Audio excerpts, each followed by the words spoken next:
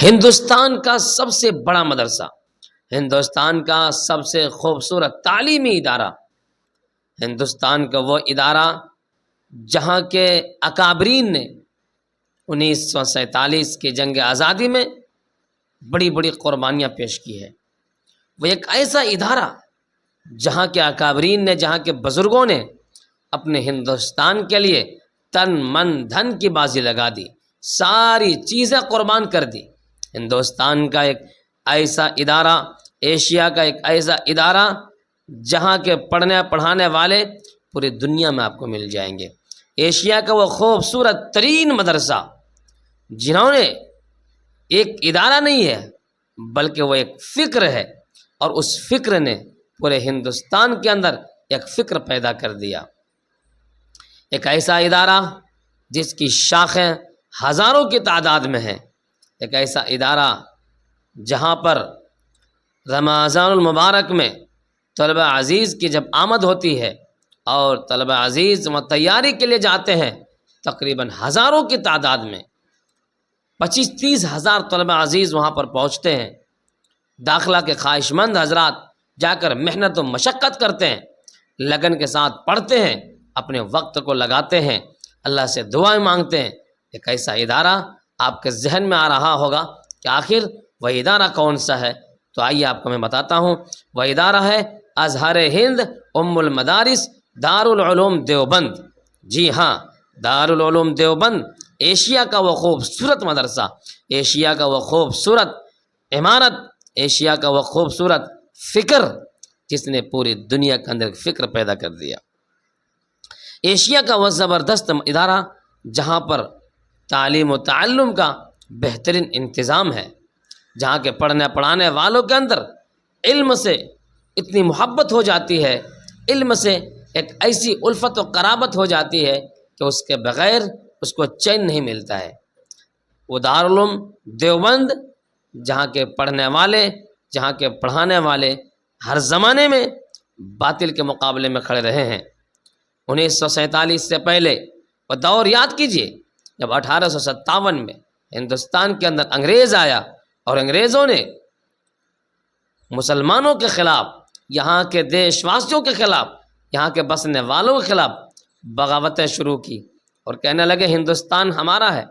کون وہ لوگ تھے جنہوں نے جنگ آزادی میں حصہ لے کر ان کو ہندوستان سے بھاگنے پر مجبور کر دیا؟ یہی مدرسے کے پڑھے لکھے اکابرین بزرگان دین تھے۔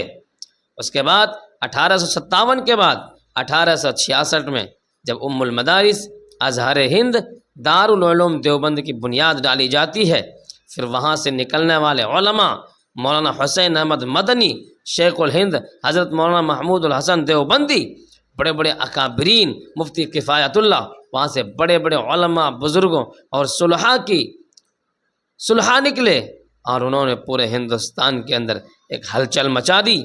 حسین احمد مدنی نے کہا انگریزوں کے فوج میں بھرتی ہونا حرام ہے۔ لوگوں نے کہا حضرت یہ انگریزوں کی حکومت ہے، یہ آپ کو مار ڈالیں گے۔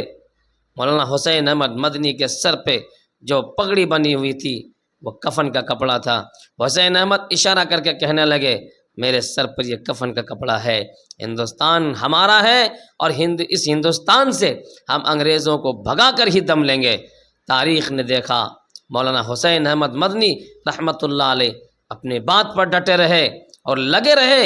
سارے لوگوں نے مل کر، ہندو مسلم سکھ عیسائیوں نے مل کر ہندوستان سے انگریزوں کو بھگا دیا اور انگریزوں کو بھاگنے پر مجبور ہونا پڑا۔ یہ ہمارا ہندوستان ہے اور اسی ہندوستان میں ہمارا ادارہ ازہر ہند دارالعلوم دیوبند موجود ہے۔ اسی دیوبند کے نکلے ہوئے بڑے بڑے اکابرین آج دنیا کے گوشے گوشے میں اپنے دیش کا نام اونچا کر رہے ہیں۔ اسی دارالعلوم دیوبند کے پڑھے ہوئے بڑے بڑے علماء الگ الگ ملکوں میں جا کر خدمات انجام دے رہے ہیں اور اپنے دیش کا نام روشن کر رہے ہیں۔ میرا دیش مہان ہے، میرا وطن مہان تھا، مہان ہے اور مہان رہے گا۔ ہمیں اپنے وطن پر گرو ہے کہ ہمارے دیش میں سارے لوگ مل مل کر رہتے ہیں، پیار و محبت کے دیپ جلاتے ہیں، اور یہی وہ دیش ہے جس دیش میں اتنا بڑا ادارہ، اتنا بڑا مدرسہ موجود ہے، جہاں سے علم و عمل کی روشنی نکل رہی ہے۔ ہزاروں لوگ جہاں پر آ کر تعلیم و تعلم کا کام انجام دے رہے ہیں۔ 5 سے 6 ہزار طلبہ عزیز وزیر تعلیم ہے، جن کا کھانا پینا رہنا سہنا ساری چیزیں من جانب ادارہ ہے۔